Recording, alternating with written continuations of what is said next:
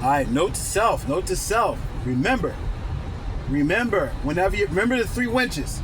The three winches. Always remember that. That's like a key lesson every day or whenever you're doing something you're uncomfortable with. The three winches. Remember, the three winches are the three things that would usually stop you from doing something that you want to do because it's like it's too new or there's some issue. Like for instance, the one winch is I don't have enough time. That's the winch. And keep in mind, winch isn't necessarily like a bad thing. A winch isn't bad, but it sounds bad, you know. So that's what we're gonna use. The winches, they become queens though when you understand what the winches are there for, and these queens serve you marvelously. Remember, in chess, the queen she's like the most powerful figure on the board. Well, technically the king is the most powerful because he represents your life, you know. But in terms of like your ability to do stuff, the queen, right? But that's like the winch. But the winches. But here they start off. So you think that you don't have enough time? No. What the real message is what the winch is trying to tell you. It's what the queen is trying to tell you. It's not that you don't have enough time. It's that you haven't prioritized the most important thing to do. You have all this list of stuff that you want to do. You don't have to do all that stuff, right? You just have to pick the most important thing out of that stuff, where if you get that thing done, right, then that will be, it will make everything else on the list easier or not necessary, or like that will give you the most bang for your buck, that most important thing. That's the only thing you have to do. And chances are you have enough time to do that. And the funny thing is that it's so important that even if it takes a long time, that was the most important thing, right? So the winch is telling you, you have enough time, but what you have to do is prioritize so that you can get the most important thing done. And at other times you have to delegate, and get some help, because there's no point trying to do it. Nobody's independent. That's silly. I'm independent. No, you're not. Who built your car? Who built your house? Did you build your house? That's really great. Who built your axe that you use to cut the trees down to build your house, right? Who made the doorknobs? There's something in the house you didn't make, all right? If you built your house, maybe you built your whole house, right? But then you're probably the type of person that has a beautiful family living in the house, right? And they keep you sustained and the such like. So very few people are actually independent, right? Even if they depend on animals, then you depended on the animals. If you depend on nature to bring you food from the ground, right? Right. So, but the point is this: you may need help, or you may need to prioritize. The winch is telling you. It's actually the queen, right? She's guiding you. It's actually perfect, because when you have the least ability, it allows you, in that case, to be the most focused on what you need to do, right? As long as you can figure out what you need to do, right? If you feel like you don't have enough money to do what you feel like you want to do, no. That's the winch. No. The queen is telling you it's not that you don't have enough money. You have enough money to do what you need to do in order to get the amount of money for the thing that you are looking to do, right? You have enough money to say, get a bus pass and then go get a job and then save the money to get what you wanted to get, right? I was talking to an Indian guy recently. This guy came over here to the United States and worked in a restaurant for 10 years and saved up the entire 10 years working in that restaurant. And then after that, he bought a store, and now he has several stores. But that whole time, he didn't go out anywhere. He just stayed inside the room. He did tell me he bought clothes, though, so I thought that was interesting. But he was working in a restaurant. From what it sounded like, he wasn't really making a lot of money. It wasn't his restaurant, right? But that wasn't his excuse. He was just like, it'll take me 10 years, but I'll get there. Right? So maybe you're not that extreme with what you're trying to do, but the point is, you do have enough money. You have enough money to, your phone bill is paid, so consider the fact that your phone is on like money.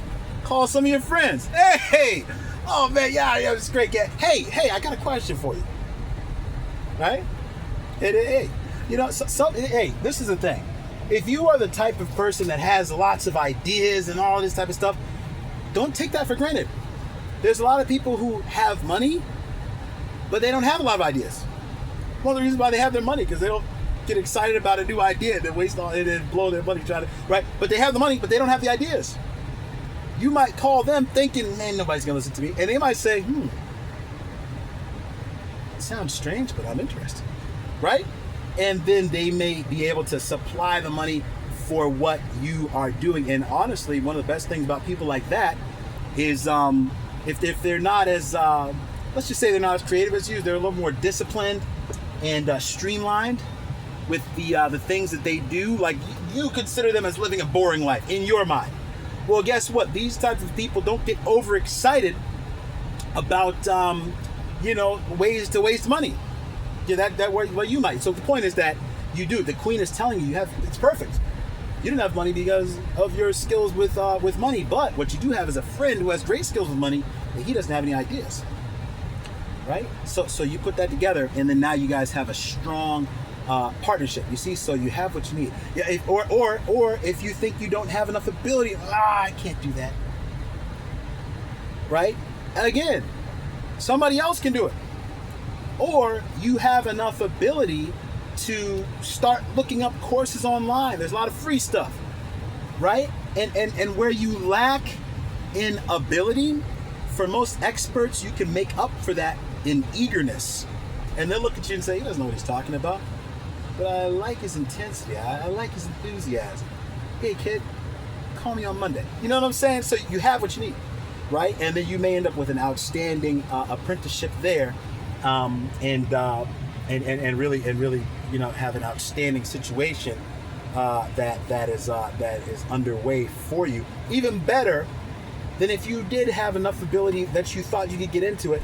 Maybe this mentor is even better than that. He gets you to the next level. He gets you to a really high level. So humility is important, but realizing you're not forsaken. You have what you need, right? It's just in a different form than what you're actually looking at. But if you look around and you really think about what you can do, oftentimes you just have to get past some emotion that would stop you from doing that thing. Now, that's another thing, because usually if there's a negative emotion that would keep you from doing something positive, what that is actually, it's a belief system. It's a belief, right? And the belief manifests itself as an emotion to stop you from doing the thing, because it's usually a negative belief, a limiting belief. That's another thing. But the point is that right now you have what's necessary to do what you need to do, right? And even just to give you a quick piece on that, remember, right?